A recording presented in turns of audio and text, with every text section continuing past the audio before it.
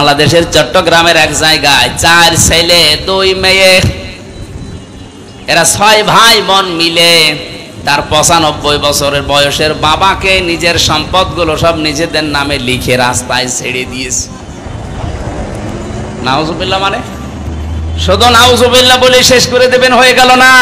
শুধু ওই 6 ভাই বোনের দোষ না, ওই বাবারও দোষ আছে। বলুন, এই 6টা ভাই বোন জানেই না যে বাবা কি জিনিস। মা মরে গেছে 10 বছর আগে, নিজেরা 6 জন মিলে কায়দা করে বাবার জমিগুলো নিজের নামে লিখে নিয়ে বাবাকে এখন রাস্তায় ছেড়ে দিয়েছে। বেটার বয়স 95 বছর, ও পড়বে রাস্তায়, ট্রেনে পড়ে সারা জীবন কুকুরের খাবার হবে। শুধু নাউজুবিল্লাহ যারা বললেন না, আমি নাউজুবিল্লাহ বলতে চাই না, এখানে দোষ এই বাবাটার আছে।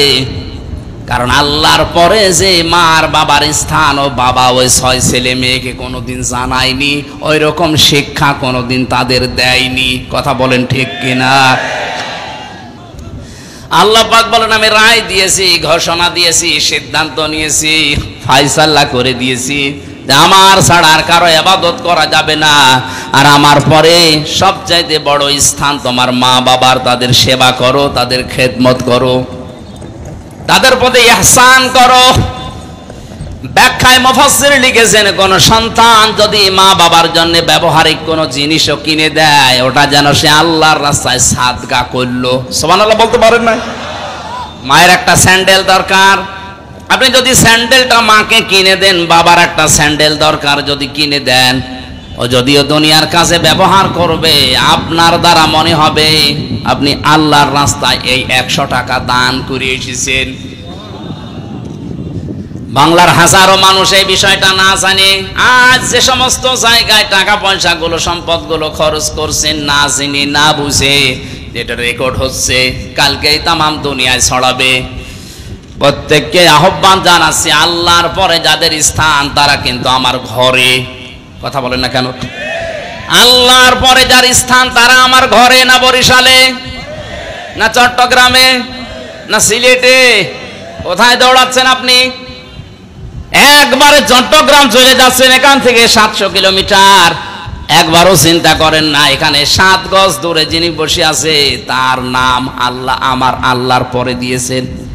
ওই 6টা ছেলে মেয়ে যদি সত্যি জানতো যে আল্লাহর পরে স্থান আমার এই বুড়ো বাবার, 6 ভাই বোন মিলে জিনিস জমি জায়গাগুলো কায়দা করে লিখে এই মুরব্বী বয়সে রাস্তায় ছেড়ে দিত না। এখানে 2টা কারণ আছে।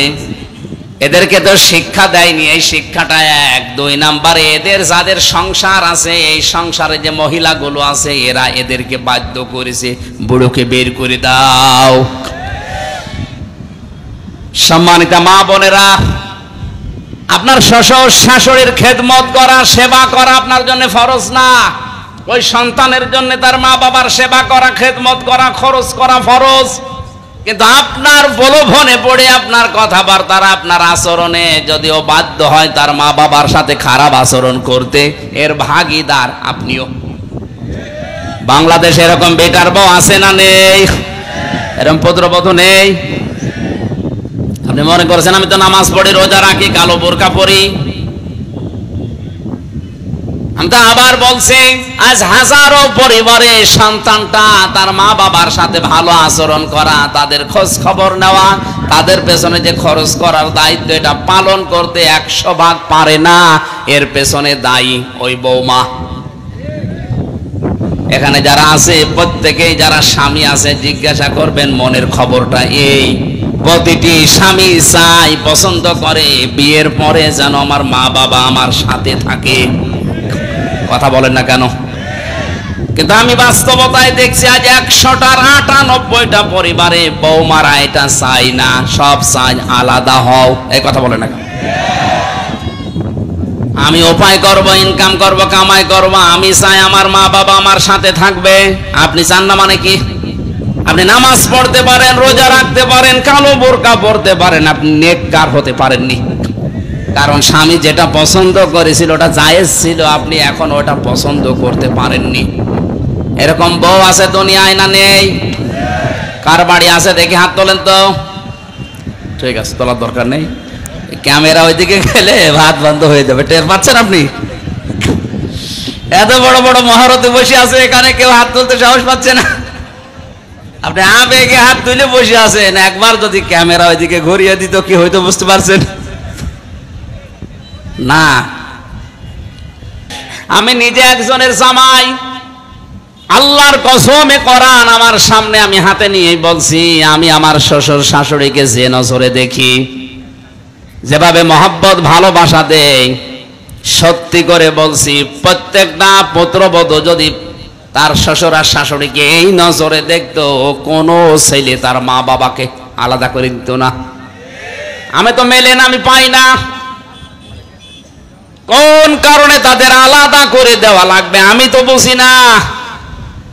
আপনি কি মনে করেন যে আলাদা করে দিলে আমি বেশি খেতে পারবো, আনন্দে থাকতে পারবো? নবীজি হাদিস তিরমিজি শরীফের হাদিসে জানিয়েছেন, কোন স্ত্রী যদি চায় যে তার স্বামীর হায়াত বেড়ে যাক, তার স্বামীর সম্পদ বেড়ে যাক, তার সম্মান বেড়ে যাক, সে যেন স্ত্রী হিসাবে স্বামীকে বারবার পরামর্শ দেয়, স্বামী তুমি আর যাই করো অন্তত নিকট আত্মীয় স্বজনের খোঁজ রাখো।